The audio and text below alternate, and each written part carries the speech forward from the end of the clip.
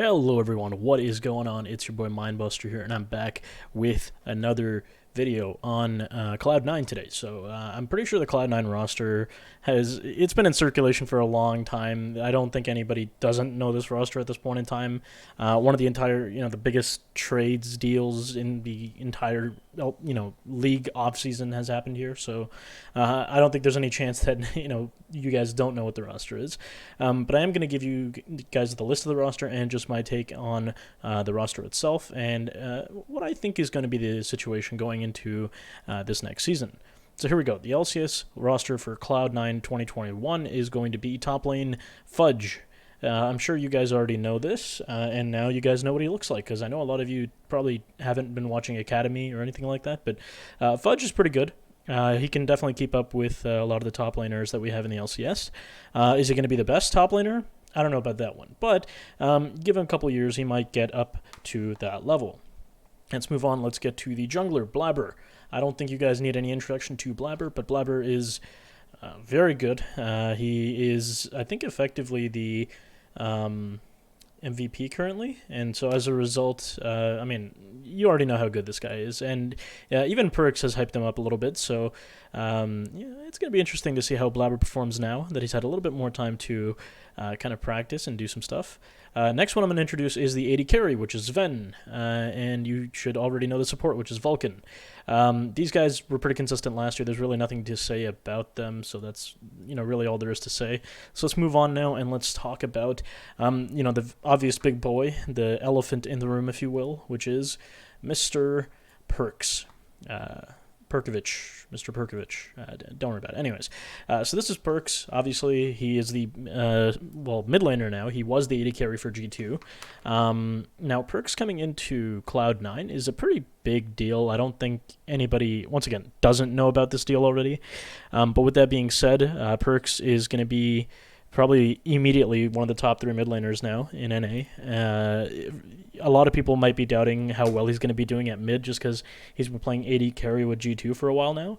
But trust me, this guy probably still has all of his reflexes from mid lane, and he's been playing quite a bit in solo queue if you guys have seen it at all. And trust me, Perks will be more than good enough in the mid lane for the LCS season. Definitely top 2 mid laners.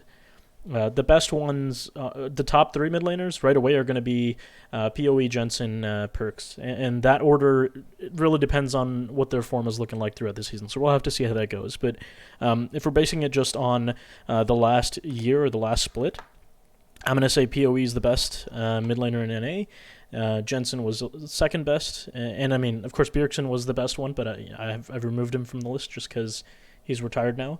He's going to be the head coach for TSM now, so we don't really need to mention him anymore. Now, with that being said, when Perks comes in here, where he's going to slot in, he could easily just be the best mid laner in NA as soon as he gets here. But I don't think Power Vival or Jensen is going to make that an easy fight to win. So it's going to be interesting to see how that goes. Now, with that being said, another really interesting thing that I've noticed is that Reignover is actually the coach for Cloud9. So that's going to be really interesting to see. Now, as a coach, Reignover, I'm not quite sure how well he's going to be able to do. However, what I do know is that everybody knows, loves, and trusts Reignover. So that's one thing that I know just based on the interactions that I've seen from players talking about Reignover in the past.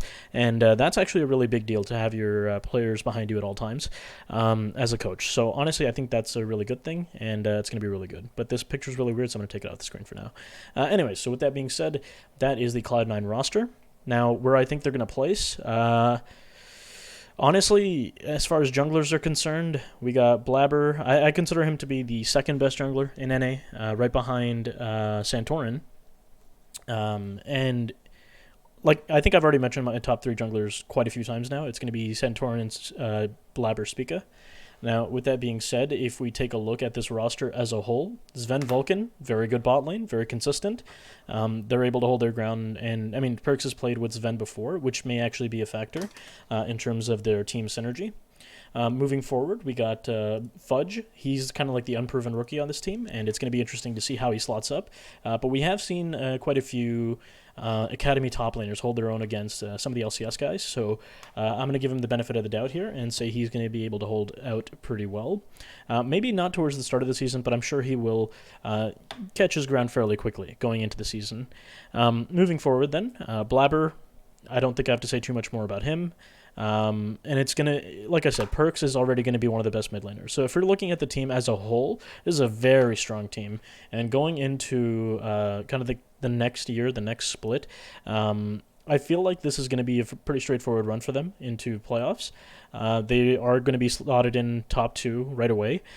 Do I think this team is as strong as Team Liquid? Now that question remains to be answered. But I don't currently think that this team is going to be as strong as Team Liquid, because Team Liquid is looking like some beefy boys over there, which is going to be my next video, so keep an eye out for that. But I still think that this roster is going to be very competitive for that first place spot, that championship slot, and honestly, anything can happen, right? Cloud9 was the championship leader until the playoffs, not even the playoffs, until I think going into like just before the playoffs for the summer split, and they didn't even get close to winning the championship. They didn't even get to the finals. So honestly, that's probably one of the saddest things for Cloud9 last year. And after seeing that happen, I think that's one of the major reasons why they let not most of the roster, but some of the roster go.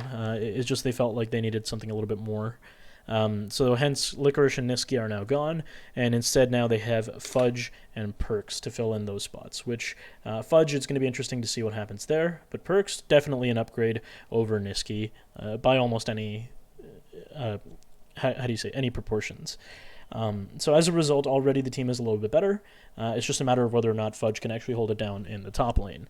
So now let's move on, and I'm going to end this video right here, and what we're going to do is in the next video, I'm going to talk about Team Liquid and why I actually think they're going to be the best team in NA next year. So anyways, with that being said, I'll see you all in the next video.